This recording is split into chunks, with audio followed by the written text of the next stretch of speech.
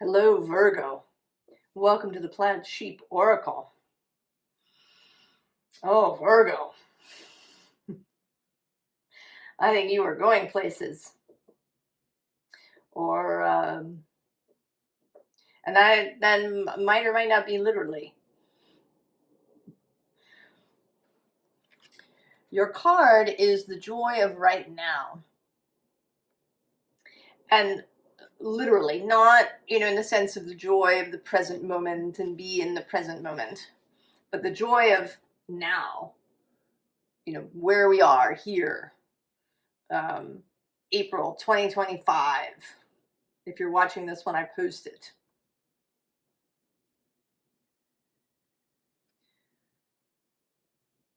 The joy of right now in time, at this moment in your life.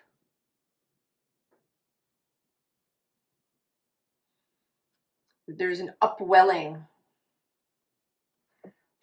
I think you have, or are beginning to have, a sense of freedom that you have not had before. The scene underlying is the creative force. And interestingly, actually, right below that is fertile ground. Oh, and I'm going to go one more with owning your power. But these two are 22 and 32. Or I'm sorry, 22 and 33. So numerologically, a progression of something coming into physical form. Now, interestingly, the bottom card is Enter the Cave. And this is talking about your hermit cave. You are the hermit card, usually in the tarot. And entering your cave in a mentally. Because, if you went out and you talked to, the nearest person you passed on the street, it might be that they wouldn't feel the joy of right now. That they would tell you all about the terrible things. Right? That this is happening, and, there's this other thing, and there's inflation, and there's these things. I'm not even going to talk about them. You know what they are.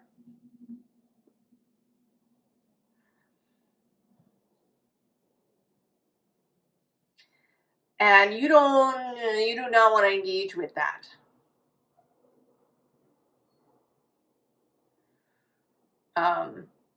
You are having your come to Jesus moment of seeing the possibilities rather than all of the problems. And that actually, I think, is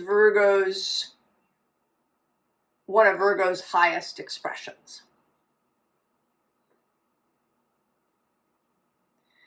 Is to be able to, envision the what is possible, right? It's this, right? If we get the synergy between Virgo and Pisces of that oppositional thing, then what Virgo can receive is the ability to envision and then to make that real.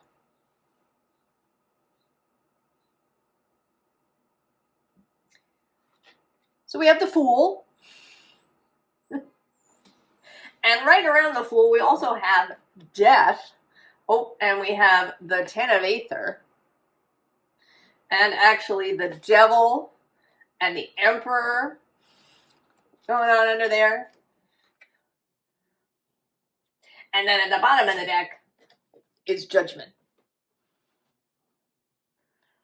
Right? Judgment Day, when the trumpets sound and people are lifted into heaven.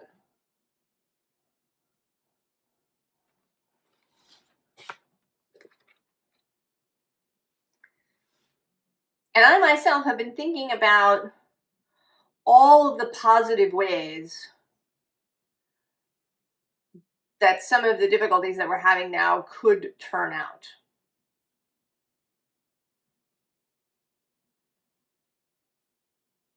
That the shaking, that the high opposition has to happen.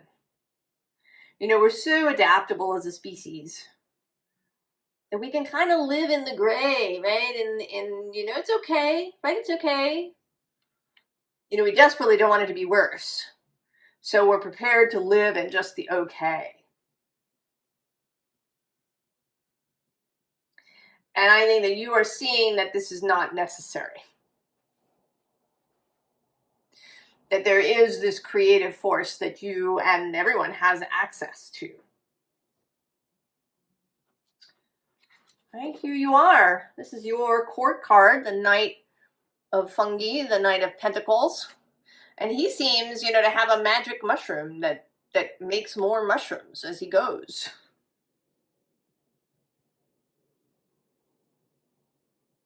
He's not suddenly becoming crazy and impulsive. He's still Virgo. He's going to, do things the right way, the way that he believes they should be done. But he's not confined. I mean, we actually have two cards that have this imagery of coming out of the box. Here with this Ace of Combustion, the Ace of Wands.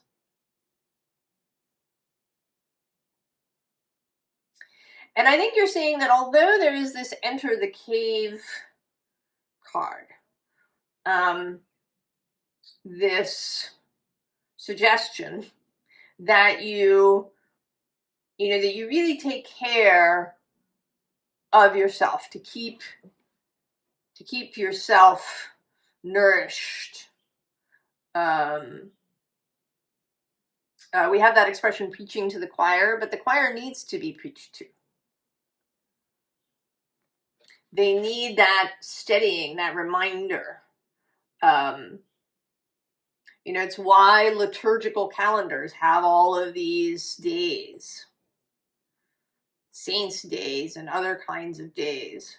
Why there's a Sabbath in many traditions, a day every week.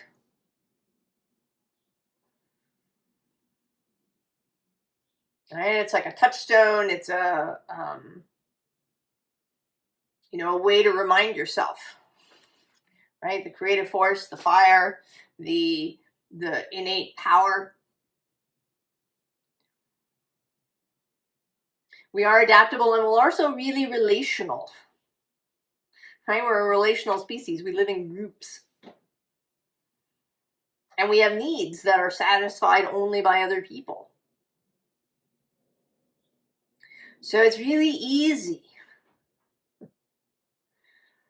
right, to tip over into groupthink or into, towing the line. I was actually thinking yesterday, I don't know why I was sort of thinking about it, but of the dichotomy of really tight groups, like the Amish or the Travelers or the Hasidim. And there's lots of really good stuff about that, right? They're really right? There's lots of support within the group. But it's also really strict, right? You step outside the line and you're kind of out in the outer darkness.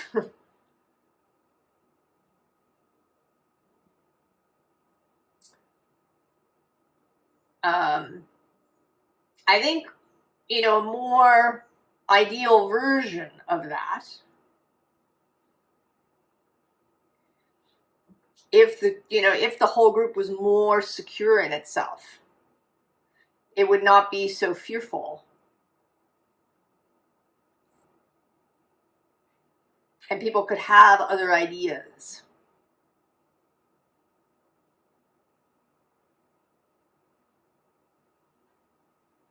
Right, we have this Ten of Fungi. So there is, I think, a lot of energy available here now, societally. Another thought that I was thinking is that all of this, right, this AI, right? The generation of images. You know, I go on Pinterest occasionally, and there's lots of images that are probably AI generated.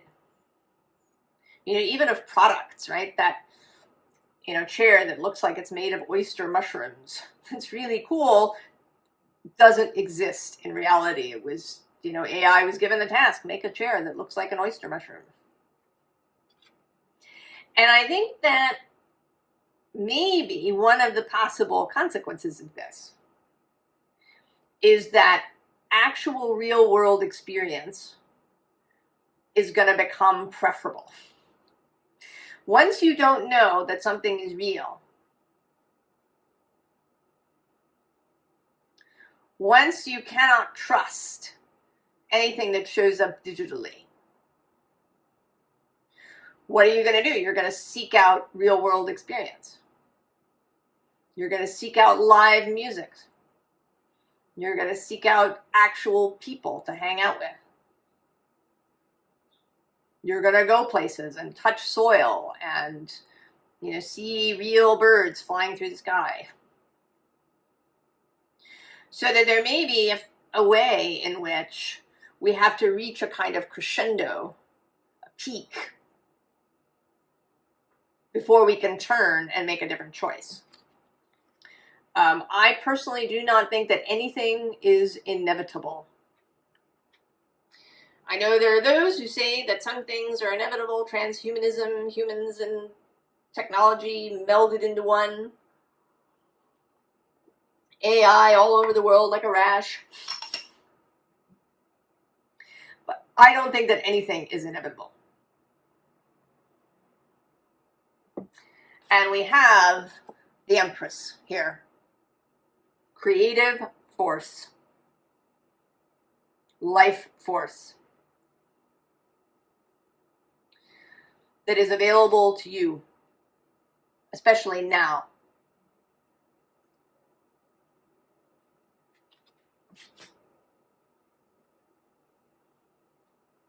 And are you really perceiving this now? That far from being, you know, the moment of our doom,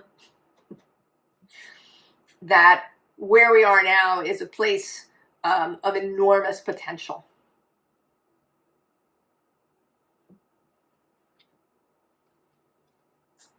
The Violet Lady.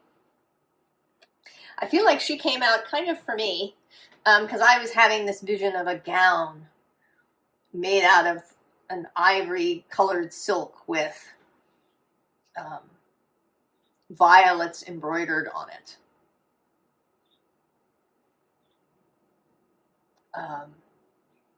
So that, right, that it can be.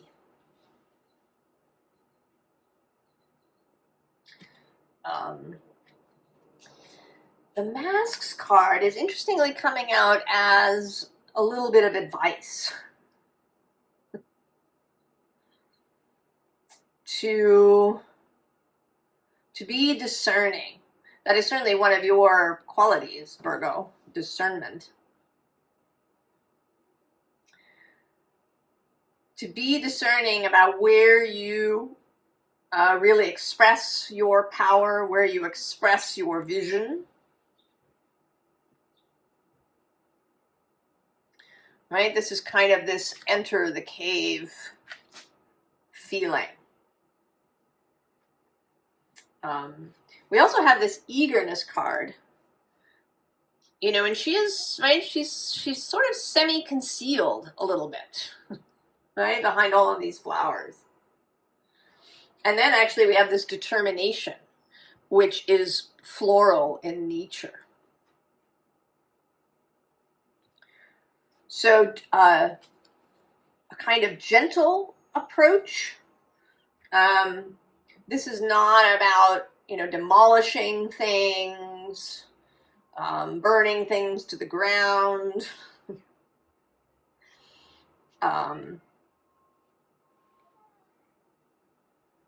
This is, that's right, that's not mostly what the life force does. The bottom of the deck kind of is reinforcement with this ferryman. Right? This moon-based approach.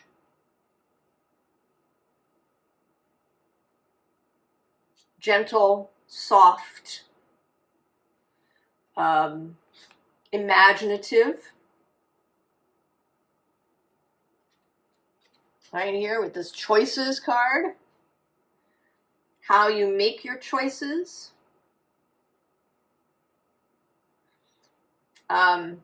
Making choices from joy, for joy. This hibiscus card is about beauty. Ooh.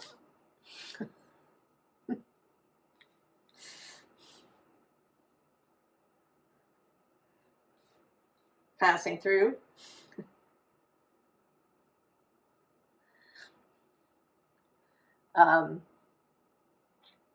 About beauty, about seeing your own beauty.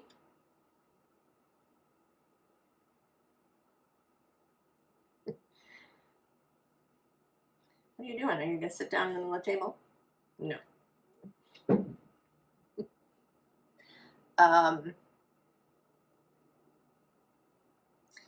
About recognizing beauty, about using beauty as a metric, and not, not beauty in an Instagram sort of way, but in a real way.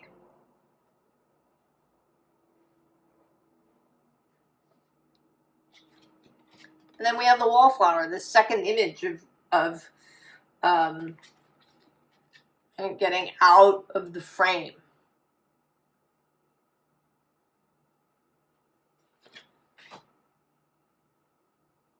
Right? The news, media, social media, all of these things, right? They frame stuff in a particular way. Often there's an enemy of one kind or another, whether it's a person or a weather system or a disease, or, right, there's something. There's a fight. We talk about being on the front lines of something, which is a military metaphor of battle. We talk about, the war against cancer and whatever else.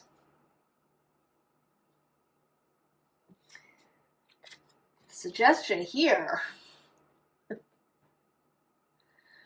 Soulmates.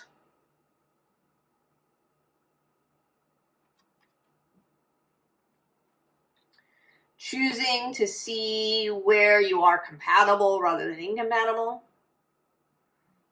Choosing to see what is inspiring, choosing to see what can be planted and grow rather than what needs to be pulled out of the ground.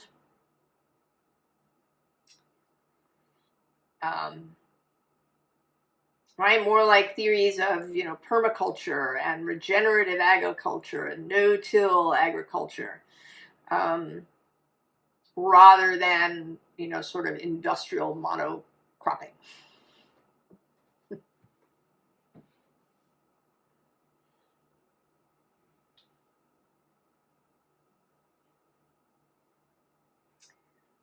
So we have the devil. And he almost always comes through kind of two ways. One, of course, all of the ways that we can, slip back into previous ways of being and the ways we can be triggered and all of this stuff.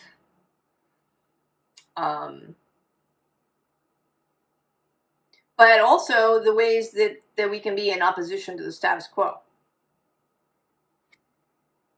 And then we don't have to do it in a bulldozer sort of way.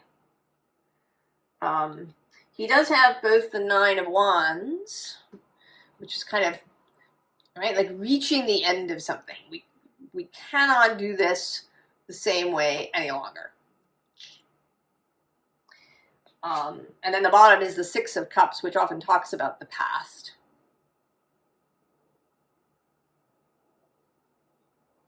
And that's more discernment. What do you keep? And what do you let go? I mean, below this Nine of Wands is the Sun.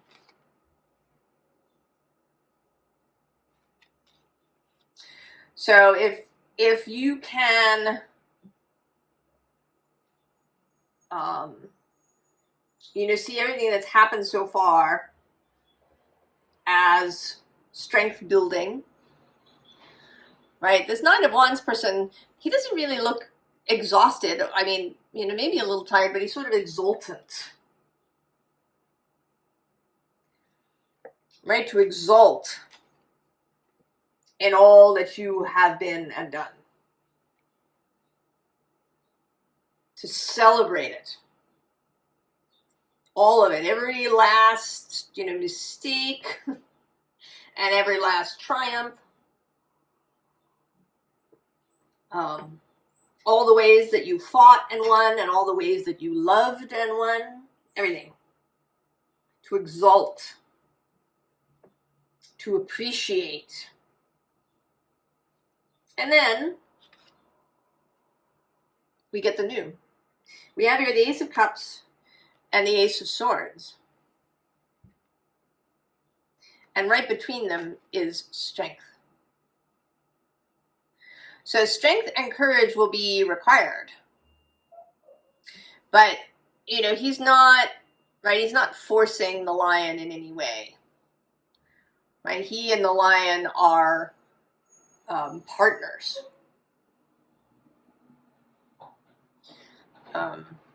One could kind of perhaps see it as the kind of the mind and the heart,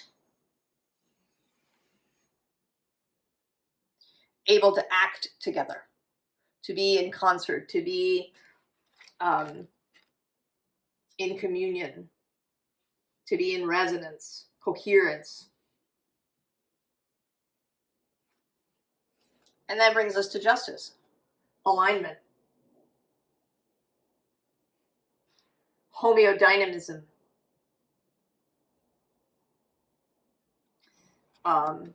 Below her, we see the Ten of Pentacles again.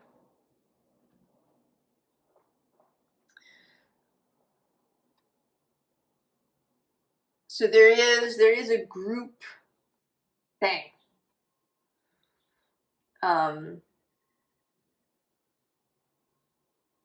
And there, you know, it may be, I think that for some of us, the truth is that we do stand apart a bit. And that's part of our job.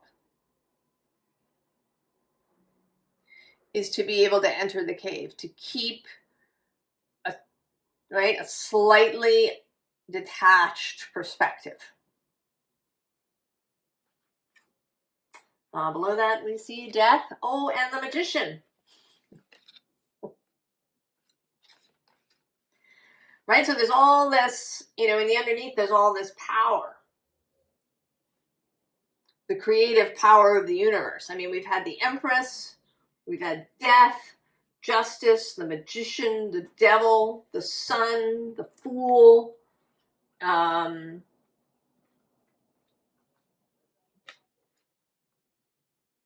Right, there's all these major arcana, strength, cosmic kinds of energies. The power that creates worlds.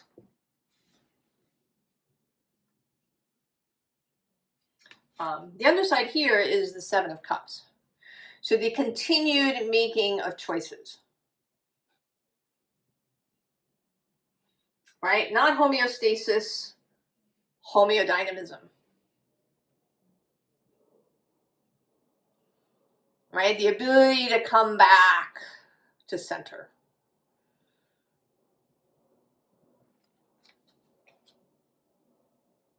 To be changeable. And Virgo, you are a mutable sign. Right? Your card is a knight. There is movement in you. Mercury is your guide.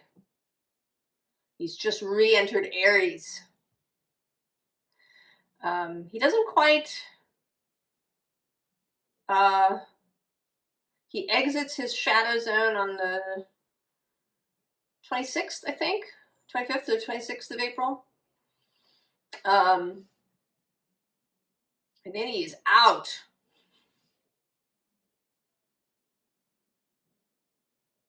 On his way through new territory.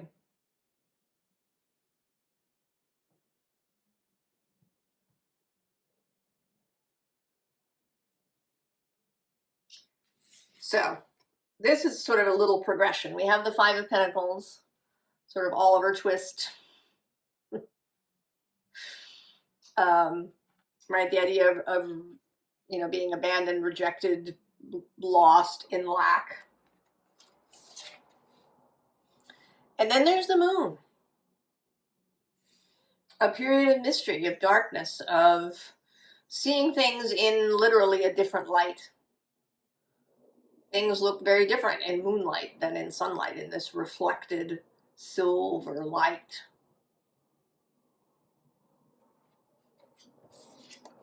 Six of Wands, right? A sense of possibility, seeing victory,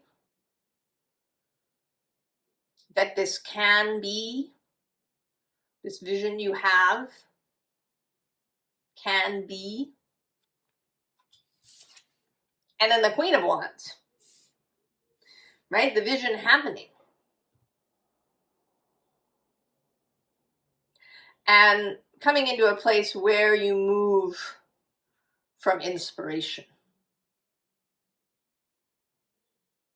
rather than out of, you know, a kind of dense sense of obligation.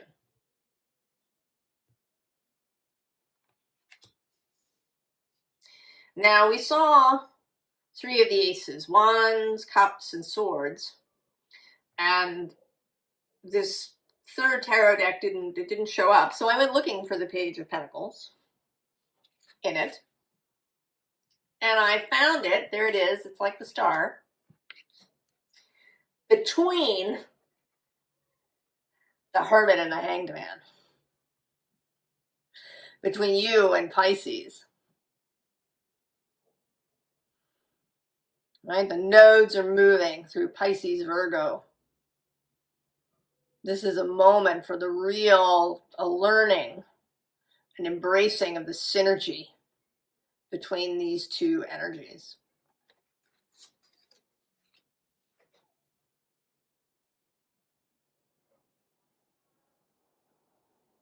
I'm going to pause for just a second.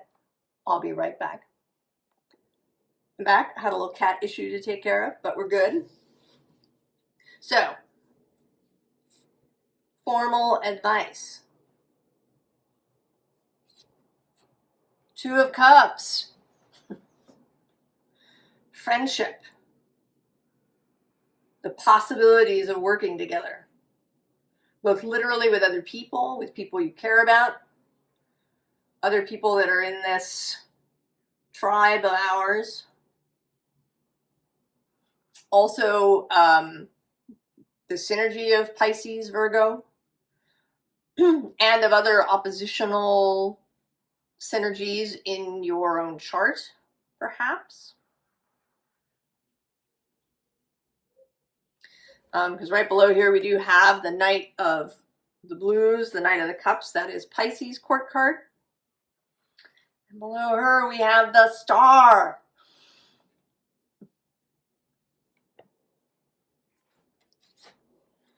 The Vision.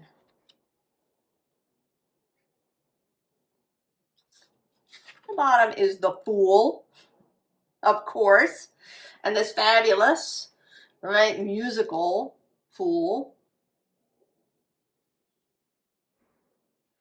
Right? I mean, we have this, you know, kind of crazy monkey head Fool. And the musical Fool, right, who's got butterflies following her. This is a joyful Fool, right? This is the joy of right now. Seeing all the possibility. Knowing that this moment is so fertile. There's so much availability for change when we can envision it. the Three of Blues. Ecstasy, engage in ecstatic experience. And it doesn't have to be, really complicated. You don't have to go on an ayahuasca journey. Right? If you've ever laughed until you couldn't breathe, that is an ecstatic moment. Right? Anytime you kind of forget yourself. Right? You run through a fountain. Or, start singing in the street or dancing. Right? Anything where you forget to be self-conscious, all of that is ecstatic experience. And even on the other end of the spectrum, right? Crying when if you allow yourself to really cry, to sob, again, until you can't breathe. That is also ecstatic, outside of ecstasis, outside of the now, of the normal.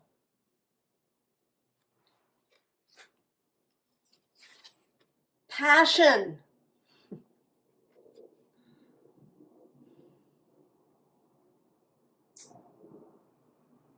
Passion for life, for the now, for the possibilities.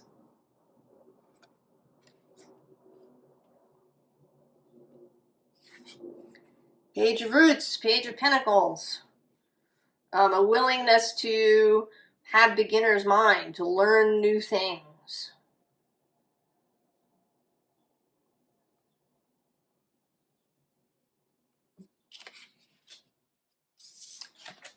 And the Four of Axes, Four of Swords. Taking the time out. Right? This is the cave. It's important. To take that time out to regenerate, to re-nourish, to reassess, perhaps. Are things going in the direction that you want? Does the vision need a little shift? Has it opened up a whole, something happened as like, oh my God, now I have a whole new idea. I didn't even think of that, but now it's visible to me. Right? And taking the time to, to sit with that, to envision it, to not be, to not think of yourself as on some sort of deadline.